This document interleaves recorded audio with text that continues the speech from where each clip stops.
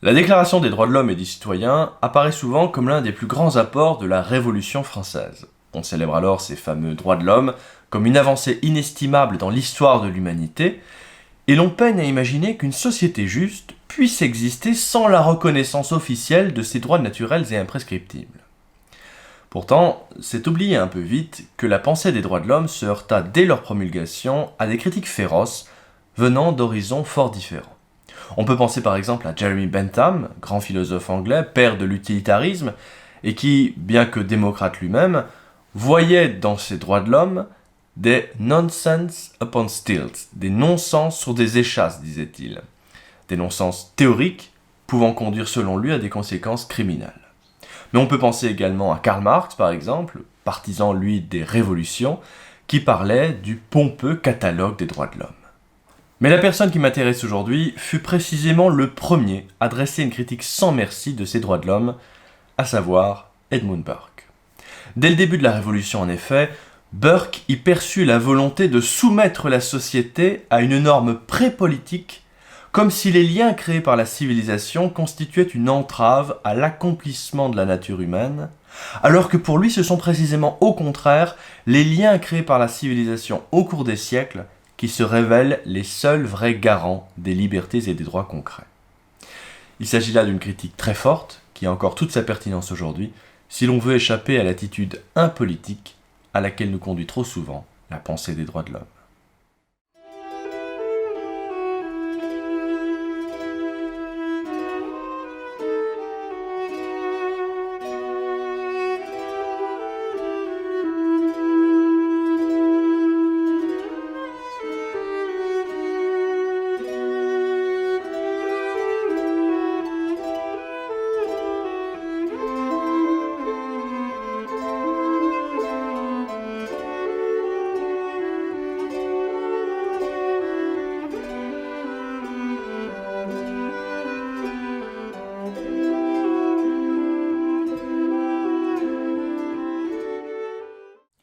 Edmund Burke est un homme politique et un théoricien britannique d'origine irlandaise, né en 1729.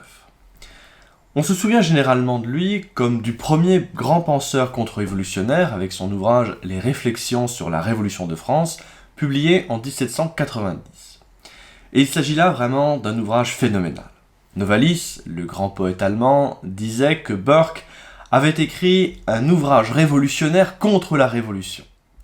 Et il y a quelque chose d'assez juste dans cette assertion, car Burke développe vraiment une philosophie hautement originale jusque dans sa défense de la tradition.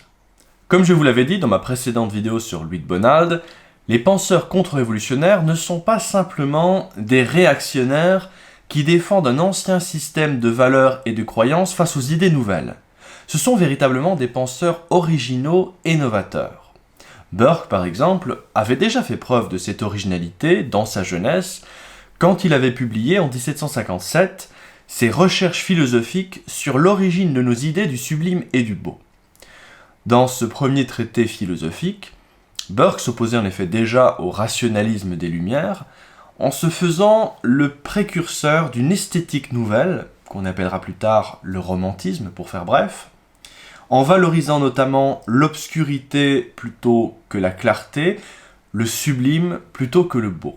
Et plus tard, avec ses réflexions sur la Révolution, Burke ne deviendra pas seulement le premier des contre-révolutionnaires, il deviendra également le père du conservatisme anglo-saxon moderne, ainsi qu'une des références majeures du romantisme politique et de la pensée organiciste allemande, chez Adam Müller par exemple. C'est pourquoi il importe de le connaître. Toutefois, si Edmund Burke est devenu un véritable classique dans le monde anglo-saxon, on ne peut pas vraiment dire que ce soit le cas dans le monde francophone. Il y a plusieurs raisons à cela, mais la première que j'avancerai vient à la fois du caractère profondément britannique de son œuvre et de son ancrage dans la réalité politique de son temps, que l'on connaît généralement fort mal de notre côté de la Manche. En effet, Edmund Burke fut avant tout un homme d'État, et la majeure partie de son œuvre est d'abord composée de discours ou de textes écrits pour soutenir son action politique dans une conjoncture particulière. Par ses talents d'orateur, par exemple, Burke fut souvent surnommé le Cicéron anglais. Toutefois, de l'ensemble de cette œuvre, qui proclame partout la supériorité de la pratique sur la théorie, se dégage finalement une doctrine assez cohérente qui s'exprime en particulier dans son interprétation du régime anglais. Je vais donc tâcher de faire ressortir les idées les plus originales de Burke et de reconstruire avec vous le fil de sa pensée politique. Toutefois, je tiens à souligner qu'il est vraiment intéressant de connaître au préalable son parcours politique avant la Révolution pour saisir toute la subtilité de sa critique. Car en effet, Burke fut un membre éminent du parti Whig au XVIIIe siècle et il s'est impliqué dans la plupart des grands combats de son époque, à savoir la défense des catholiques irlandais, une tentative de conciliation entre les insurgés américains et la Grande-Bretagne, ou encore la défense des droits des Indiens face aux abus de la Compagnie des Indes orientales. Alors bien sûr, quand je vous présente les choses ainsi pêle-mêle, vous pouvez être surpris que Burke se soit ensuite opposé aux droits de l'homme et à la Révolution française. Si cela vous intéresse donc de connaître et d'approfondir ce sujet dans toutes ses nuances, sachez que j'ai également réalisé une longue vidéo d'environ 1h20 sur mon espace privé sur le parcours politique d'Edmund Burke avant la Révolution française. Qui plus est, j'ai également réalisé une autre vidéo dans laquelle j'analyse la pensée esthétique de Burke sur les notions de beau et de sublime. Avec ces 2 vidéos supplémentaires, vous devriez avoir un tour d'horizon assez complet de la pensée burkéenne. Ces 2 vidéos sont disponibles sur mon espace privé, un lien sera mis en description de cette vidéo. Mais entrons donc dans le cœur de notre sujet et voyons d'abord les circonstances qui ont amené Burke à prendre position par rapport à la Révolution. Car pour bien comprendre le fond de la pensée de Burke en 1789, il faut d'abord bien discerner quelle est sa cible principale, qui n'est pas directement la France et sa Révolution, mais plutôt la perception de cette dernière dans son propre pays. En effet, quand éclate la Révolution en France, on observe tout d'abord une double sympathie à son endroit dans l'opinion anglaise. Cette dernière découle en premier lieu de l'hostilité traditionnelle de l'Angleterre à l'égard de la monarchie française, qui était considérée comme le type achevé de l'absolutisme royal, surtout par rapport à la monarchie mixte de l'Angleterre, cette monarchie tempérée par le Parlement. Et à cette première hostilité, à cette première antipathie d'ordre philosophique, s'ajoutait chez les Anglais la mémoire que la monarchie française avait soutenu peu de temps auparavant la dynastie des Stuarts, et Jacques II en l'occurrence, dont les Anglais avaient justement voulu se débarrasser lors de la dite Glorieuse Révolution de 1688. En 1789, donc, quand la Révolution n'est encore qu'à ses débuts, l'opinion qui prévaut en Angleterre, ou du moins l'espoir qui domine le pays, est que la France va également se doter d'une monarchie mixte, une monarchie tempérée par le Parlement, en s'inspirant du régime représentatif anglais. Et de fait, il était tentant, pour nombre d'observateurs contemporains, d'interpréter la résistance de l'Assemblée et du peuple de Paris aux décisions de la Cour comme un processus de même nature que le conflit de 1688 qui avait opposé le Parlement anglais au roi Jacques II. Or, c'est justement contre cette analyse, contre cette interprétation de la Révolution française que Burke s'insurge dès le début. 3 ans avant l'instauration de la Terreur, il prédit déjà que les actions révolutionnaires auront pour seule issue la barbarie et la violence. Massacre, torture, potence, voilà vos droits de l'homme, écrit-il. Mais surtout, il estime que les principes à la base de la Révolution de France sont étrangers et même contraires aux principes à la base de la Révolution anglaise de 1688 et que la Révolution française risque bien d'ébranler le magnifique ordre social anglais par contamination. Il ne faut donc pas confondre les combats de Burke et de Louis de Bonald, par exemple. À la différence des contre-révolutionnaires français, le souci de Burke est moins la défense de la monarchie absolue et de l'Église catholique qui existe en France que la préservation de la monarchie constitutionnelle et de l'Église anglicane contre une éventuelle contagion révolutionnaire. Les réflexions sur la Révolution de France s'insèrent donc en premier lieu dans un débat anglais. Car au sein même de son propre parti, Burke compte de nombreux amis qui voient dans la Révolution française l'aboutissement, la suite naturelle de la glorieuse Révolution anglaise. Ainsi donc, se montrant un adversaire résolu de la Révolution française, Burke se trouve désormais en conflit avec nombre de ses anciens alliés et même certains de ses plus proches amis, comme Charles Fox, dont il avait été le mentor jusque-là.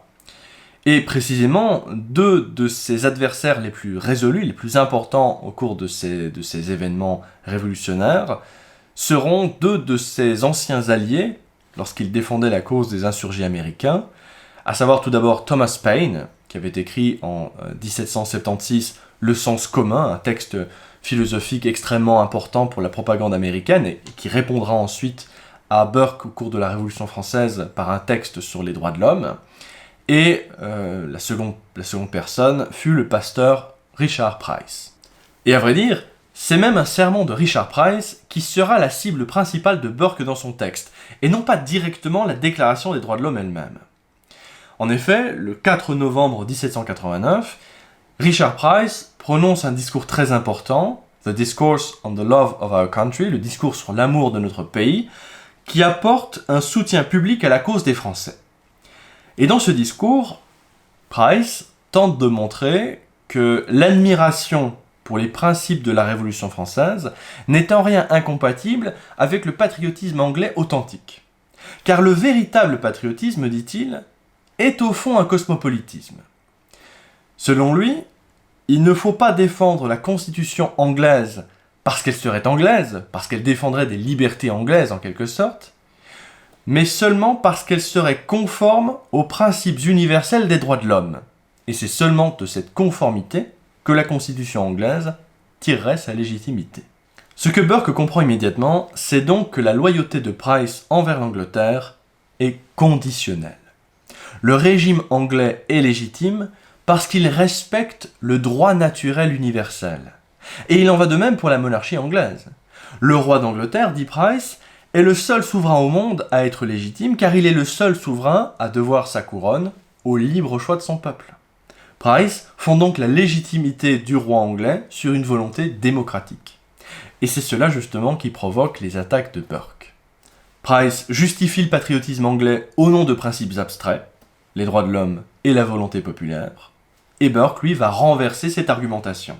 Burke ne va pas défendre le peuple anglais au nom de sa constitution, soi-disant respectueuse du droit universel, il va plutôt défendre la constitution anglaise au nom du peuple anglais, de son histoire et de ses traditions. Le conflit qui oppose Burke et Price est donc d'abord et avant tout un conflit d'interprétation de la Révolution anglaise. Pour Burke, affirmer, comme le fait Price, que le roi anglais doit sa couronne au choix de son peuple est une grossière erreur de fait. Toutefois, force est de constater que l'interprétation de Price semble assez plausible en apparence. Après tout, la maison régnante à l'époque, la maison de Hanovre en l'occurrence, a bien été amenée au trône aux suites de la Révolution de 1688, après avoir écarté la dynastie des Stuarts, et semble donc bien avoir transgressé les lois traditionnelles de succession du royaume. Et c'est sur ce précédent historique que s'appuie Price pour faire de 1789 la vérité, l'aboutissement de 1688. Et Burke cite les propos de Price dans son livre et les résume ainsi.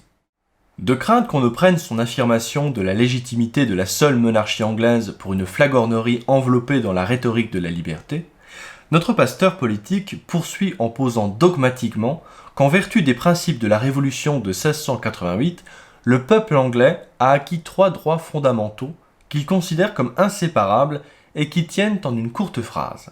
Ce sont les droits 1. De choisir nous-mêmes ceux qui nous gouvernent, 2.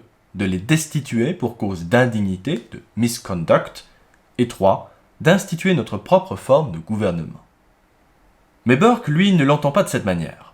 Pour lui, la Bill of Rights de 1689, qui définit les principes de la monarchie parlementaire en Angleterre, n'a pas introduit une nouveauté ni un bouleversement dans l'ordre social anglais. Elle a plutôt réaffirmé le lien indissoluble entre les droits et les libertés des sujets et l'ordre de succession de la couronne. S'il y a bien eu révolution en 1688, il faut comprendre ce terme dans son sens premier, astronomique, de révolution des astres en d'autres mots, qui aurait ramené l'Angleterre vers son point d'origine. La révolution de 1688 ne fut pas un acte volontaire et délibéré visant à instaurer un régime nouveau, selon Burke, elle a plutôt marqué le retour de l'Angleterre à sa constitution naturelle, en mettant fin aux divisions qu'il avait déchirées sous Cromwell et sous la Restauration. Loin de rompre avec le passé, La Glorieuse Révolution a donc assuré la continuité de l'histoire anglaise en restaurant des libertés historiquement acquises. Or, c'est ce respect du passé qui est en même temps la meilleure garantie de la stabilité des droits des Anglais, pense Burke. Ces droits sont fondés sur la prescription, ce qui les met à l'abri des contestations qui sont nécessairement l'objet des prétentions sans base historique et sociale. De cette manière, le Parlement anglais n'a rien fait d'autre, pense-t-il, que de continuer une tradition déjà ancienne dont le but a toujours été de conserver l'héritage légué au sujet anglais par leurs ancêtres. À travers ce conflit sur l'interprétation de la Glorieuse Révolution de 1688, c'est donc la totalité de la politique anglaise qui est en jeu. Entre Price et Burke, nous sommes partagés entre une interprétation radicale et conservatrice de la Révolution anglaise. Cette dernière fut-elle le point de départ des révolutions du XVIIIe siècle, celle qui mit le feu aux poudres, ou bien fut-elle d'une autre nature ? Pour Price et Thomas Paine, la Révolution anglaise ne fut qu'imparfaitement libérale, faute d'avoir pu réellement rompre avec le passé, et ils espèrent donc tous deux que la Révolution française ira plus loin cette fois. Pour Burke, au contraire, il y a une indubitable différence de nature entre les deux révolutions. Car là où l'Angleterre avait su mêler adroitement l'innovation et la tradition, la Révolution française, elle, a pour finalité d'araser l'ordre ancien, non seulement celui de la France, mais de l'Europe tout entière. J'ai le sentiment d'assister à une grande crise non seulement dans les affaires de la France, écrit Burke, mais dans celle de l'Europe tout entière. Peut-être dépasse-t-elle même les frontières de l'Europe. Tout bien considéré, la Révolution française est la plus étonnante qui soit jamais survenue dans le monde. Les choses les plus surprenantes y sont souvent produites par les moyens et dans les conditions les plus absurdes et les plus ridicules, et semble-t-il, par les agents les plus méprisables. Tout paraît hors de nature dans ce chaos étrange où la légèreté le dispute à la férocité et où tous les crimes se mêlent indistinctement à toutes les folies. Comment cette monstrueuse tragicomédie n'inspirerait-elle pas tour à tour, et parfois même tout ensemble, les sentiments les plus opposés ? Nous passons du mépris à l'indignation, du rire aux larmes, du dédain à l'horreur. Mais au-delà de l'interprétation de la Révolution anglaise, la Révolution française jette aussi rétrospectivement une lumière nouvelle sur l'histoire récente de l'Angleterre et en tout premier lieu sur la Révolution américaine. Contrairement à ce qu'on a dit parfois un peu rapidement, Burke n'a pas soutenu la Révolution américaine. Il fut désolé qu'il faille en arriver là. Mais jusqu'au début de la guerre de l'indépendance, Burke s'était engagé en faveur des insurgés contre la politique de la couronne qu'il jugeait injuste et contraire à la Constitution. En 1776 donc, Burke s'était retrouvé du même côté que Richard Price et Thomas Paine, même s'il s'inspirait déjà en fait de principes différents des leurs. Mais en ce cas, pourquoi cette sympathie pour les révolutionnaires américains et cette hostilité farouche envers les Français ? Qu'est-ce qui a changé entre-temps ? Très superficiellement, Karl Marx jettera simplement quelques mots méprisants sur Burke dans le Capital pour dire qu'il fut stipendié par l'oligarchie anglaise pour défendre les grands propriétaires. Ce sycophante de Burke, écrivait Marx, qui, à la solde de l'oligarchie anglaise, a joué le romantique contre la Révolution française, de même qu'à la solde des colonies du nord de l'Amérique au commencement de leurs troubles, il avait joué le libéral contre l'oligarchie anglaise, avait l'âme foncièrement bourgeoise. Mais il ne faut pas s'arrêter sur un jugement aussi grossier pour comprendre ce revirement. En vérité, si Burke a pu se retrouver dans le même camp que Paine et Price pendant un temps, c'est parce que la Révolution américaine était ambiguë. En 1776, les Américains se sont appuyés à la fois sur les libertés traditionnelles des Anglais et sur les droits de l'homme, qu'ils ont proclamés dans la Déclaration d'indépendance. Mais en même temps qu'ils proclamaient le droit pour les peuples de renverser leur gouvernement, les Américains insistaient également sur la prudence à adopter face à de tels changements. Voici ce qu'on peut lire en effet dans la Déclaration d'indépendance. La prudence recommande sans doute de ne pas renverser pour des causes légères et passagères des gouvernements établis depuis longtemps. De manière très schématique, on peut alors dire que Paine et Price soutenaient la Révolution américaine pour les idéaux qu'elle portait en germe, alors que Burke, lui, avait défendu la cause des Américains car il jugeait que la couronne leur ôtait des droits qu'ils possédaient déjà et que les Américains étaient donc justifiés de les défendre. Mais la Révolution française, elle, ne possédait aucune ambiguïté. Pure impureté, dira Joseph de Maistre, la Révolution de France offre à tous les regards une nouveauté radicale, à savoir une universalité négatrice de toute particularité. La Révolution américaine s'était peut-être en partie inspirée de la doctrine des droits naturels de l'humanité, mais elle avait été un événement local, réservé à l'Amérique du Nord, qui ne bouleversait pas l'ordre politique intérieur des autres pays, pensait Burke. La Révolution française, elle, est un schisme avec tout l'univers, écrit-il, qui concerne chaque pays en l'obligeant à se déclarer pour ou contre elle. Plus qu'une simple révolution, 1789 fut le ferment d'une nouvelle religion de fanatiques. Ce n'est point la France imposant un joug étranger à d'autres peuples, écrit-il, c'est une secte qui aspire à la domination universelle et qui commence par la conquête de la France. Si cette révolution était purement politique, en effet, elle se contiendrait dans les frontières de sa nation. Mais non, chaque pays se trouve sommé de reconnaître l'universalité des droits de l'homme, car la France proclame désormais haut et fort l'universalité absolue de ses principes.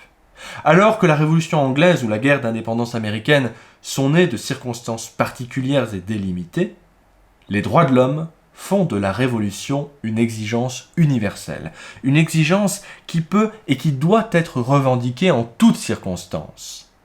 Burke comprend immédiatement que fondée sur les droits de l'homme, la Révolution de France, comme il l'appelle, ne peut pas rester une Révolution française, elle est une négation de fait du droit des contextes locaux. Face à l'universalité des droits de l'homme, Burke défendra donc le droit particulier de la Constitution anglaise.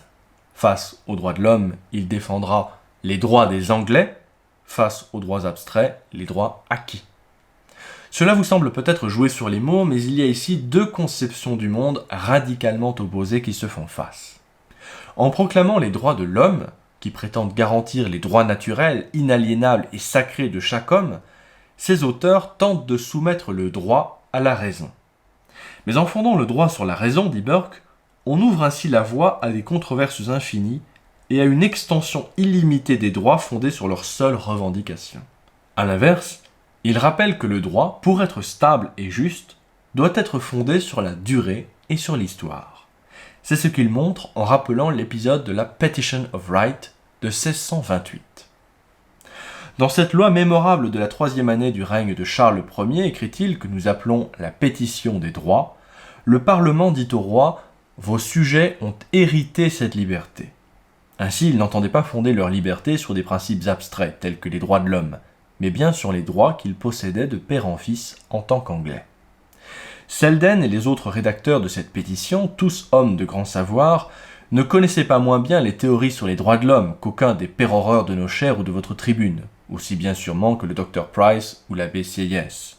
Mais pour des raisons propres à cette sagesse pratique qui l'emportait à leurs yeux sur le savoir théorique, ils ont donné à ce titre positif, authentique et héréditaire, aux biens les plus précieux de l'homme et du citoyen, la préférence sur cette sorte de droit vague et spéculatif qui mettrait leur solide patrimoine à la merci des extravagances, des convoitises et des ravages des disputeurs.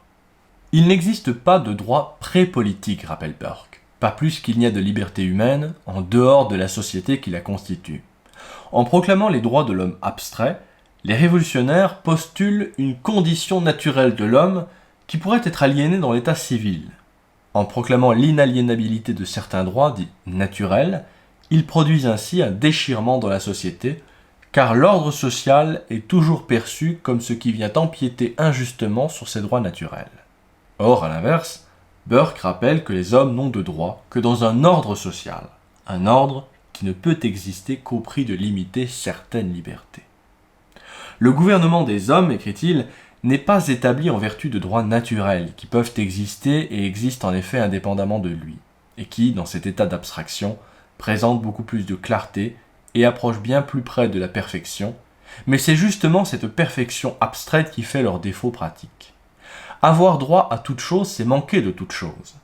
Le gouvernement est une invention de la sagesse humaine pour pourvoir aux besoins des hommes.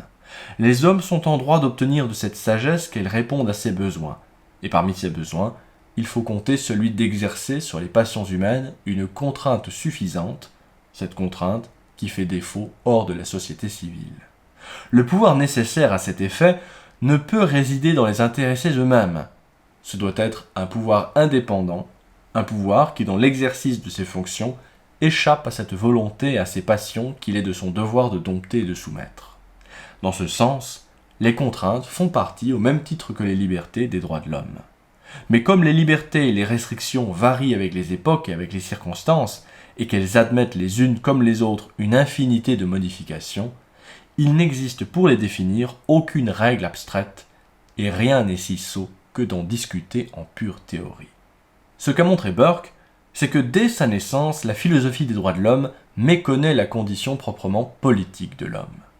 En ramenant la condition politique des hommes à l'abstraction et à la nudité de la nature, cette philosophie prive les peuples et les individus de la protection que seule peut leur donner l'appartenance à une communauté historique. Car il ne faut pas se méprendre en effet. Burke ne nie pas que les hommes aient des droits et défend même ce qu'il appelle les véritables droits des hommes, the real rights of men. Comme le montrera très justement Hannah Arendt, le grand mérite de Burke est d'affirmer, face à l'idéologie cosmopolite naissante, les conditions d'une expérience politique authentique, dont la première est sans doute l'appartenance à une communauté concrète, appuyée sur une tradition, et qui peut seule garantir effectivement des droits. Je suis aussi loin de dénier en théorie les véritables droits des hommes que de les refuser en pratique, écrit-il, en admettant que j'eusse en la matière le moindre pouvoir d'accorder ou de rejeter, ajoute-t-il avec ironie. En repoussant les faux droits qui sont mis en avant, je ne songe pas à porter atteinte aux vrais, et qui sont ainsi faits que les premiers les détruiraient complètement. Burke introduit en effet dans son texte une petite nuance sémantique entre l'expression « rights of man », les droits de l'homme au singulier, et les « rights of men », les droits des hommes au pluriel. Là où les droits de l'homme renvoient aux droits de l'individu abstrait, les droits des hommes supposent certes une nature humaine, mais impliquent une diversité de droits. Et c'est ainsi qu'il faut comprendre ces combats politiques passés en faveur des catholiques irlandais ou des Indiens. Il ne s'est pas battu pour les droits individuels des Indiens, par exemple. Il s'est battu pour le droit des Indiens comme peuple, dans leurs coutumes, dans leurs lois et leurs usages. Il est impossible de déduire des droits civils de droits naturels métaphysiques, de droits d'individus isolés qui n'ont passé aucune convention et ne forment aucun peuple. Les droits civils comme les droits politiques, estime Burke, sont toujours les droits d'un peuple. En acceptant de vivre en société, les hommes ne vivent pas selon une nature idéale, mais selon certaines règles contraignantes et nécessaires pour discipliner leur nature faible et rebelle. Tous les hommes ont donc des droits du fait qu'ils vivent en société, mais ils n'ont pas droit à des choses égales pour Burke. Tous les citoyens ont un droit à profiter des avantages de la société, mais ils n'ont pas tous un droit égal à profiter de ces avantages. Chacun doit avoir certains droits, mais tous ne doivent pas avoir les mêmes droits. Dans le chapitre qu'il consacre à Edmund Burke dans son livre « Le procès des droits de l'homme », le professeur Jean-Yves Pranchère illustre cette idée par l'exemple de la tolérance religieuse, et qui vous aidera à y voir un peu plus clair, je crois. La liberté de conscience est en effet, selon Burke, un de ces droits auxquels seul un pouvoir despotique peut porter atteinte. Mais le droit égal que chacun a de pratiquer sa religion n'entraîne nullement qu'il faille accorder aux membres de toutes les confessions, à égalité, les mêmes droits civils et politiques. Défenseur de la tolérance, Burke serait un ennemi de ce qu'on appelle en France la laïcité. Il considère comme nécessaire l'existence d'une religion officielle et d'une église établie, qui induit selon lui l'inégalité des droits politiques entre ceux qui appartiennent à l'église nationale, en l'occurrence l'église anglicane, et ceux qui appartiennent à des confessions minoritaires. Edmund Burke n'est pas insensible à l'idéal qui sous-tend les droits de l'homme, mais il considère que son application stricte est lourde de dangers. C'est pourquoi il écrit que ces droits de l'homme sont peut-être vrais métaphysiquement, mais qu'ils sont faux politiquement. Ici encore, Burke s'oppose radicalement au rationalisme des Lumières. Ce n'est pas que la raison ne soit pas à écouter, mais il n'est pas raisonnable précisément de ne se baser que sur la raison pour organiser la vie des hommes en société.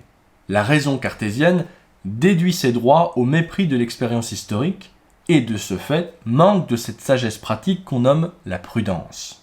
Car la prudence consiste à pouvoir s'adapter au particulier quand la raison, elle, s'attache à l'universel et à l'immuable. Or, écrit Burke, ce sont les circonstances qui donnent à tout principe de politique sa couleur distinctive et son effet caractéristique. Ce sont les circonstances qui font qu'un système civil et politique est utile ou nuisible au genre humain. Si l'on reste dans l'abstrait, on peut dire aussi bien du gouvernement que de la liberté que c'est une bonne chose. Nous sommes tous attirés par les idéaux de liberté, reconnaît-il. Mais parler abstraitement de la liberté est sans signification d'un point de vue politique. En effet, demande-t-il, est-ce parce que la liberté considérée dans l'abstrait est l'un des grands biens du genre humain que j'irais sérieusement complimenter un fou qui s'est évadé de la contrainte protectrice et de l'obscurité salutaire de son cachot d'avoir retrouvé la lumière du soleil et la liberté? Irais-je complimenter un voleur de grand chemin ou un meurtrier qui aurait brisé ses fers d'avoir recouvré ses droits naturels? Il n'y a pas de formule magique pour donner aux hommes la liberté. Ce qu'il importe de savoir, c'est si un régime politique garantit les droits du peuple avec sagesse. Or, cela suppose que ces droits se situent dans une sorte de juste milieu difficile à définir abstraitement. Les avantages que nous retirons de la vie sociale, dit Burke, résultent souvent d'un équilibre entre plusieurs biens et de compromis entre un bien et un mal, et même parfois entre deux maux. Notre vie dans la société est à la fois libre et contrainte, et elle ne serait même jamais libre si elle ne connaissait jamais de contraintes. C'est par ces raisons, écrit-il, que j'attendrai, avant de féliciter la France de sa liberté nouvelle, de savoir de quelle façon cette liberté s'y conjugue avec le gouvernement, avec la force publique, avec la discipline et l'obéissance militaire, avec la collecte effective et la distribution équitable de l'impôt, avec la morale et la religion, avec la sûreté de la propriété, avec la paix et l'ordre public, avec les bonnes mœurs privées et publiques. Car toutes ces choses sont également à leur manière des biens. Or, sans elles, la liberté tant qu'elle existe n'est pas un bienfait, et il y a peu de chances pour que sans elle, elle existe longtemps. Pour les individus, l'effet de la liberté est de leur permettre de faire ce qui leur plaît.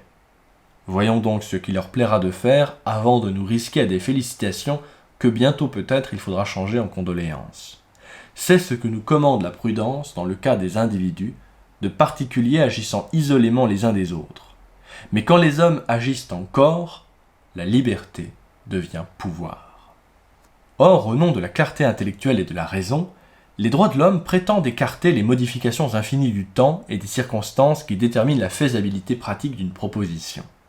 Pour les révolutionnaires français, la pratique politique doit être déduite de la théorie, alors que pour Burke, la politique doit être ajustée non pas au raisonnement humain, mais à la nature humaine dont la raison n'est qu'une partie.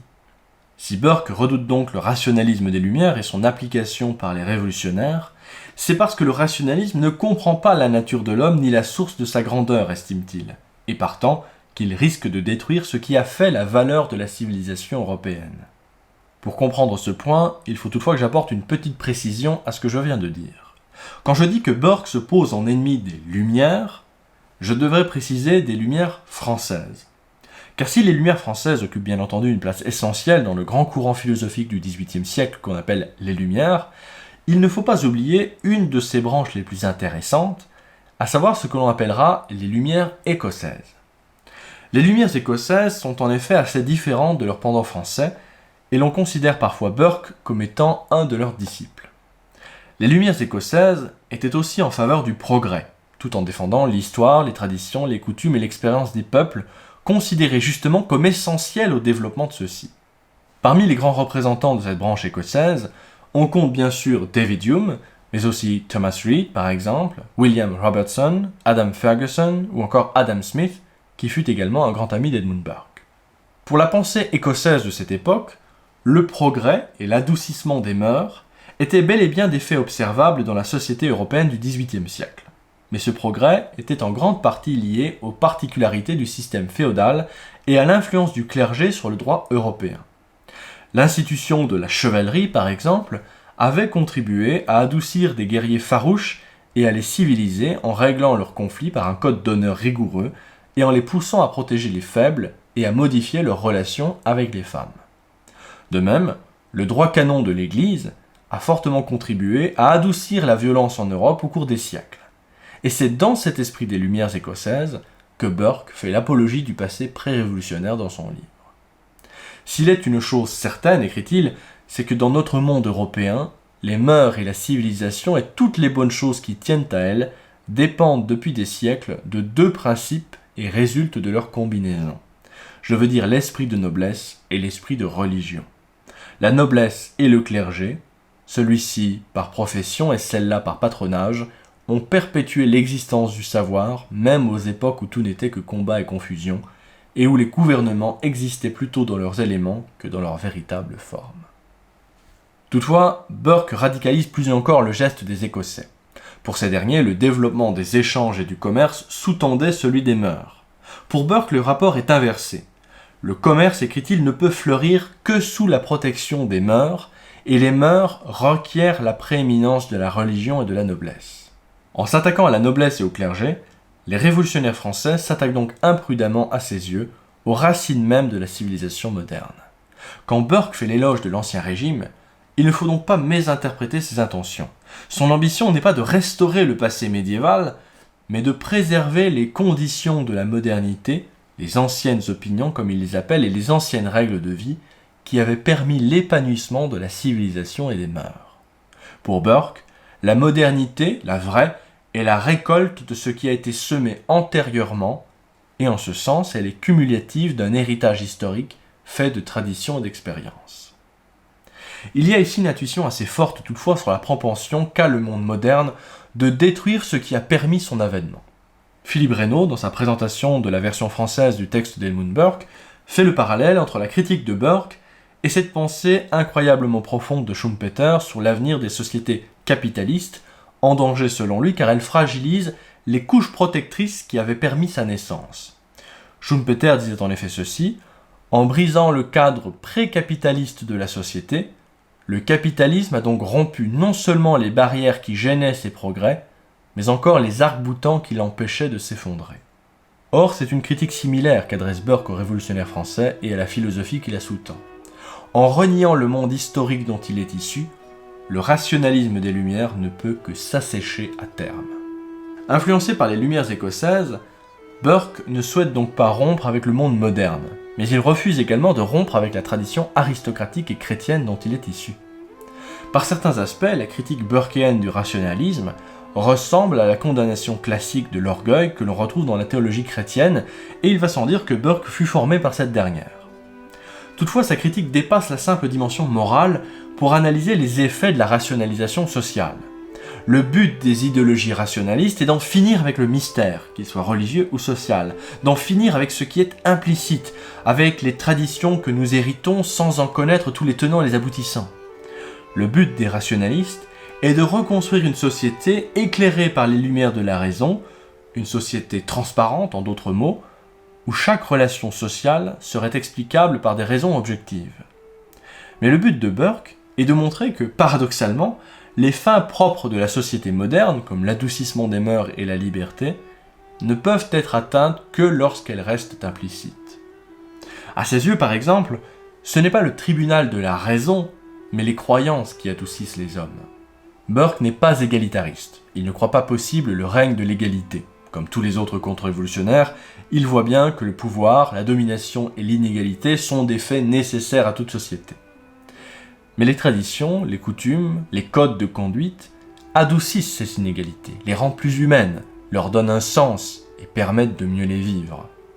Inversement, en déchirant les voiles dont la croyance avait su envelopper la domination, la raison moderne, cette sorte de raison qui bannit toutes les affections comme il l'écrit, la raison moderne a tout simplement détruit les protections dont jouissaient les hommes en même temps qu'elle privait l'expérience sociale de ce qui faisait sa substance. Ainsi qu'il l'écrit dans ce passage fameux des Réflexions, « Dans le nouvel ordre des choses, un roi n'est plus qu'un homme comme un autre, et une reine qu'une simple femme. Quant à la femme, ce n'est qu'un animal, et encore pas de l'ordre le plus évolué. » D'après le système de cette philosophie barbare, qui n'a pu naître que dans des cœurs glacés et des cervelles brouillées, système aussi dépourvu de sagesse et de solidité que de bon goût et d'élégance, les lois n'auront plus d'autre gardien que la terreur qu'elles inspirent.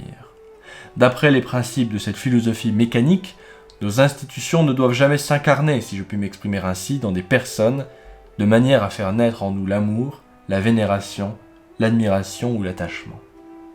Ce que tend à montrer Burke, c'est que les hommes ont besoin de poésie et de fiction pour donner plus d'épaisseur à leur vie. Sous couvert d'émancipation, l'empire irrésistible des Lumières et de la raison met plutôt à jour la nudité de notre tremblante nature. Mais à présent, on va nous changer tout cela, écrit Burke.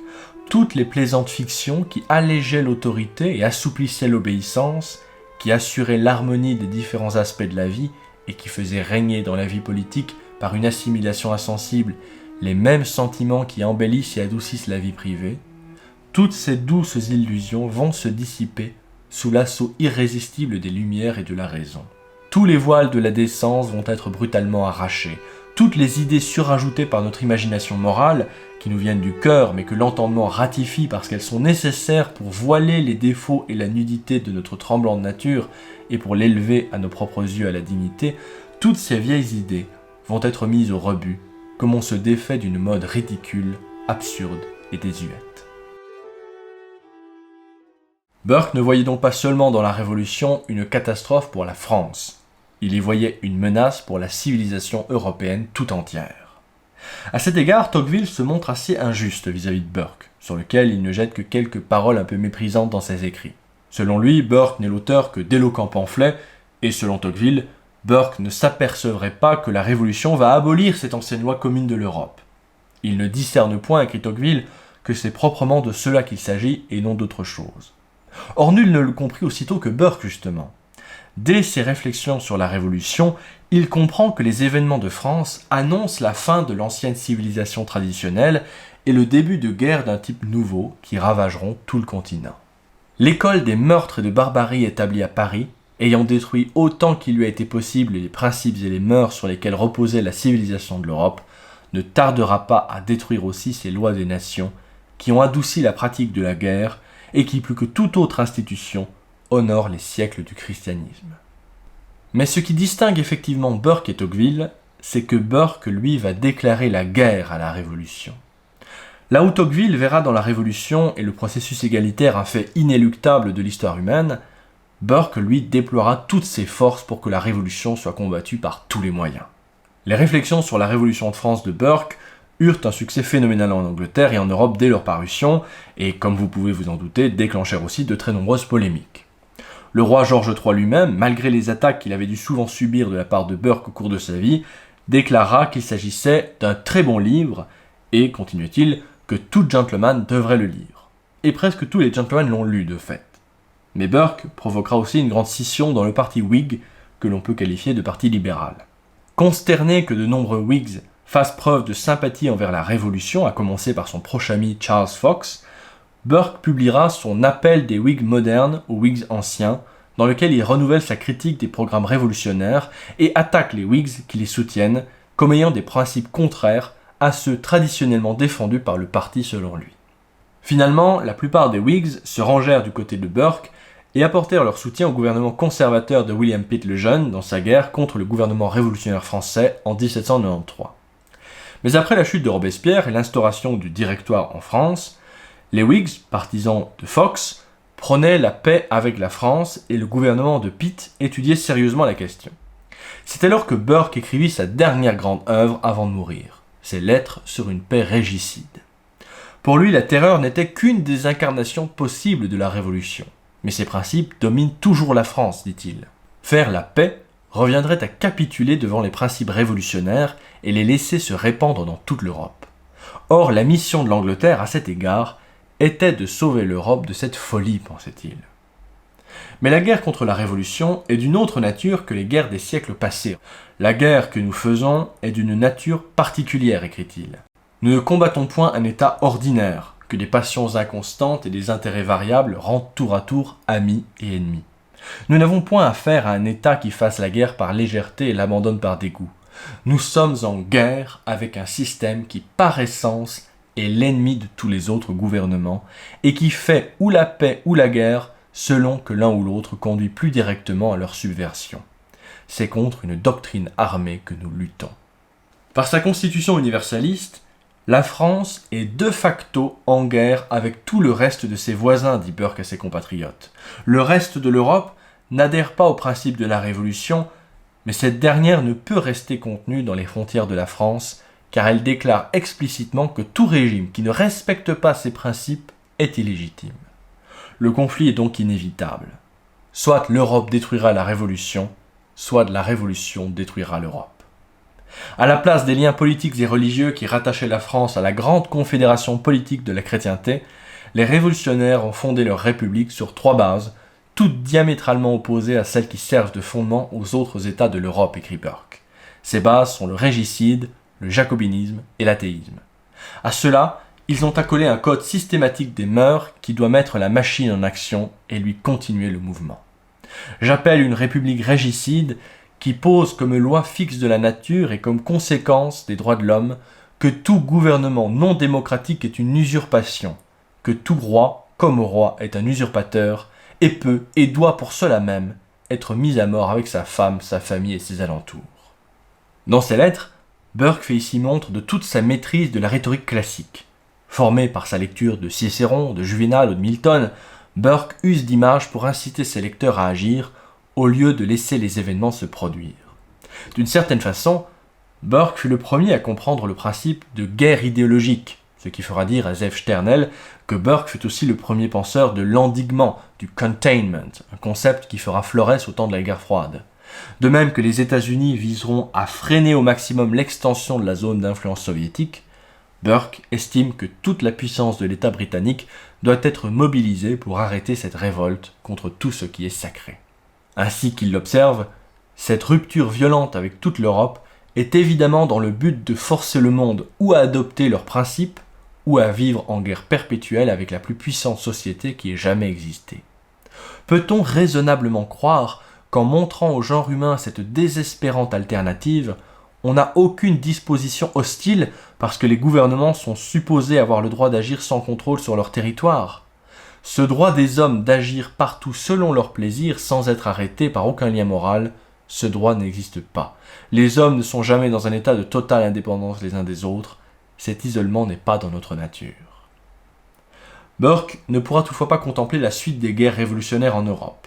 Après avoir publié ses 2 premières lettres, Burke mourra l'année suivante, en 1797, à l'âge de 68 ans.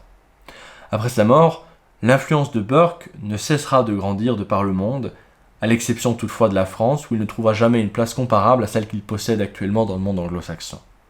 Il y a plusieurs raisons à cela, qu'il serait assez intéressant d'examiner en détail, mais la première d'entre elles, la plus évidente, vient certainement de son hostilité radicale envers la sacro-sainte révolution. Les républicains et la gauche française ont généralement traité ces critiques avec mépris, comme si ces dernières n'exprimaient qu'une crainte irrationnelle et injuste. J'espère pourtant vous avoir montré dans cette vidéo que loin d'être la simple expression d'une nostalgie réactionnaire, la critique burkéenne de la révolution et des droits de l'homme se rapporte en vérité à une conception étonnamment profonde du politique, basée avant tout sur le monde vécu, plutôt que sur l'abstraction et l'illusion de la transparence. Cette vidéo est maintenant terminée, j'espère qu'elle vous aura plu. Si c'est le cas, n'oubliez pas de mettre un pouce bleu en bas de la vidéo et n'oubliez pas de vous abonner à la chaîne et d'activer la petite cloche pour ne pas manquer la suite des vidéos. Et n'hésitez pas également à me dire en commentaire ce que vous en avez pensé. J'espère en particulier avoir suscité votre intérêt pour ce grand penseur et à cette fin, j'aimerais terminer cette vidéo par un petit conseil de lecture au cas où vous voudriez approfondir cet auteur de votre côté. Alors bien entendu, pour commencer, je ne puis que vous conseiller de lire le chef-d'œuvre d'Edmund Burke, ses Réflexions sur la Révolution de France, et je vous conseille en particulier la dernière édition en date des Réflexions aux éditions des Belles Lettres, une édition qui a moins d'une dizaine d'années je crois. Alors il s'agit d'une brique, comme vous pouvez le constater, n'ayez pas peur toutefois. Le livre aux Belles Lettres fait en effet près de 800 pages, mais le livre de Burke, ses Réflexions sur la Révolution, font moins de 300 pages. Simplement, dans cette édition, on trouve également une excellente introduction d'une centaine de pages de Philippe Reynaud, qui parle de la pensée de Burke, qui la remet dans son contexte historique, qui revient sur son conservatisme, sur ses rapports avec la pensée libérale, etc. C'est vraiment une introduction remarquable. Ensuite, donc, vous avez les réflexions sur la Révolution de France, de Burke, et en plus de cela, il y a toutes sortes de textes annexes de Burke sur la Révolution, donc des discours de Burke à la Chambre des communes, ou son appel des Whigs modernes aux Whigs anciens, ou encore ces fameuses lettres sur la paix régicide dont je vous ai parlé à la fin de la vidéo. Donc c'est vraiment un livre à avoir, à posséder dans sa bibliothèque quand on s'intéresse à Edmund Burke. Ensuite, si vous vous intéressez à la philosophie esthétique, je ne puis que vous recommander bien sûr son grand traité sur l'origine de nos idées du beau et du sublime. Alors moi je l'ai ici dans l'édition anglaise Oxford Classic, qui est vraiment très bien faite, mais il y a eu une récente édition en français chez Vrin, que je vous recommande également. C'est un texte qui est relativement court, fort heureusement, pour un traité spéculatif de philosophie esthétique, mais qui est vraiment passionnant. Je vous rappelle d'ailleurs que j'ai réalisé une vidéo supplémentaire sur ce thème sur mon espace privé, donc je vous mettrai un lien en description de la vidéo si cela vous intéresse. Et ce qui est assez curieux avec ce texte, c'est que, au fond, c'est le seul traité spéculatif, le seul traité de philosophie spéculative que Burke ait jamais écrit dans sa vie. Car, comme je vous le disais, la plupart de ses œuvres sont plutôt composées de discours, de textes politiques, proprement dit. Mais ce traité de philosophie est unique dans l'œuvre de Burke et il l'a écrit fort jeune. Donc c'est vraiment une curiosité tout à fait intéressante. Ensuite, si vous cherchez une bonne littérature secondaire sur Burke pour approfondir sa pensée, il est important de connaître l'anglais pour cela, car la plupart des grands textes ne sont malheureusement pas traduits en français, à ma connaissance. J'en recommanderai deux en particulier. Tout d'abord, une introduction assez générale, mais très plaisante à lire, du philosophe américain Russell Kirk, Edmund Burke, A Genius Reconsidered, qui est une sorte de biographie, mais biographie méditative de la part de Russell Kirk, et qui est vraiment très agréable à lire, qui n'est pas difficile à lire, mais je ne crois pas qu'elle ait été traduite en français. Et sinon, il y a, à mon sens, la meilleure biographie politique jamais écrite sur Edmund Burke, de Carl Cohn, Edmund Burke and the Nature of Politics. Une brique en 2 volumes, qui est sous-titrée respectivement Révolution américaine, Révolution française, mais c'est vraiment l'ouvrage de référence à lire si vous êtes intéressé par Burke. Toutefois, si vous cherchez une petite introduction en français sur Edmund Burke, je suis tombé sur ce texte également de l'historien Yves Chiron, Edmund Burke et la Révolution française, et ma foi, je l'ai trouvé tout à fait excellente, donc si jamais vous avez l'occasion de tomber sur ce texte, je vous la recommande également chaudement. Voilà, c'est tout pour aujourd'hui, je tiens à vous remercier pour votre écoute, et je vous dis à très bientôt j'espère.